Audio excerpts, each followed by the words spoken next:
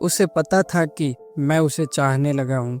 मैं जब पहली बार उस घर में किराए पर रहने आया तब मुझे नहीं पता था कि ये मेरा सबसे खूबसूरत फैसला होने वाला है। घर का बाहरी हिस्सा जितना पुराना था उतना ही अंदर का माहौल गर्म, और वजह थी रिया जी, मेरी मकान मालकिन। रिया जी करीब 40 साल की थी, लेकिन उनकी ग्लोइंग गेहुआ स्किन, घनी काली खुली लहराती जुल्फे और साड़ियों का खास अंदाज उन्हें एकदम अलग बनाता था। लगभग 5 फीट 6 इंच हाइट की वो औरत जब सीढ़ियों पर से उतरती थी तो लगता था जैसे वक्त ठहर जाता हो। उनकी आंखों में एक अजीब सी चमक थी, न शरारत न संकोच, बस एक अलग ही किस्म की गर्माहट।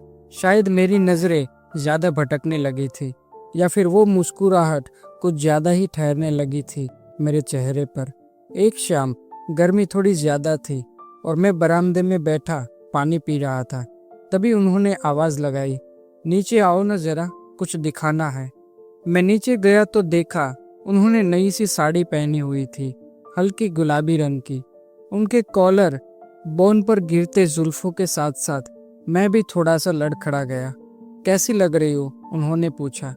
मैंने हंसते हुए कहा, अगर कहूँ कि आप किसी 25 साल के लड़के से कम नहीं लगती तो? उन्होंने बिना कुछ बोले बस धीमे से मुस्कुरा दिया, लेकिन उस मुस्कान में कुछ था, कुछ ऐसा जो मेरे सीने से धीरे धीरे उतर रहा था। उस दिन बारिश हो रही थी। उनका पति किसी मीटिंग के सिलसिले में बाहर था और मैं ऊपर अपने कमरे में बैठा चाय पी रहा था। तभी फोन आया। अकेले चाय पी रहे हो? नीचे आओ, मैं भी अकेली हूँ। मैंने कप उठाया और नीचे आ गया। डाइनिंग टेबल पर घर की बरसाती खिड़की से पानी की हल्की बूंदें अंदर आ रही थी। उन्होंने टी शर्ट और लोअर पहना हुआ था, बिल्कुल सिंपल, लेकिन उनकी सादगी ही सबसे ज्यादा असरदार थी। उन्होंने थोड़ा झुककर कहा, तुम्हें देख के लगता है जैसे कोई अधूरी कहानी पूरी होने वाली हो। मेरा दिल की धड़कन थोड़ी तेज हो गई। रिया जी, आपको पता है, आप जब भी पास होती है ना, कुछ कहने को मन करता है लेकिन डर लगता है। उन्होंने पहली बार मेरी आंखों में सीधे देखा और कहा, डर किस बात का? मैंने धीरे से कहा कि कहीं आपको बुरा न लग जाए, कहीं ये रिश्ता जो अभी सिर्फ हंसी और बातों तक है उसमें कुछ बदल जाए। उन्होंने थोड़ा रुक कर कहा, कभी कभी कुछ बातों का बदल जाना जरूरी होता है, तभी तो दिल की आवाज सुनाई देती है।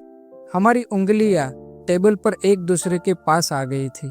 वो पल ऐसा था जिसे मैं बस पूरा महसूस कर रहा था। हमने एक दूसरे को छुआ नहीं, लेकिन फीलिंग्स की गर्माहट से कमरे का तापमान कुछ और ही हो गया था। उन्होंने कहा, क्या तुम मेरे साथ कुछ पल वैसा बिताना चाहोगे जो ताजा सांसों जैसा लगे, बिना किसी रीत रिवाज की सीमा तोड़े?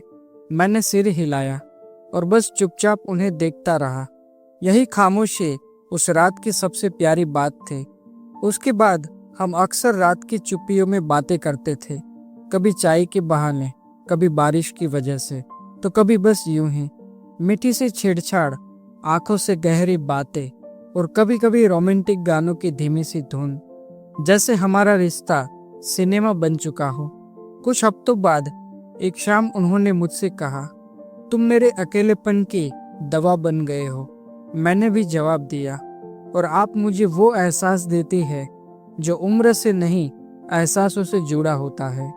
हमारा रिश्ता अब कोई लिबास नहीं पहनता था, ये सिर्फ भावनाओं, इमोशंस और नजदीकियों का खेल बन चुका था। एक ऐसा प्यार जिसका कोई नाम नहीं था लेकिन कम भी नहीं था। मैं आज भी उस किराए के मकान में हूँ।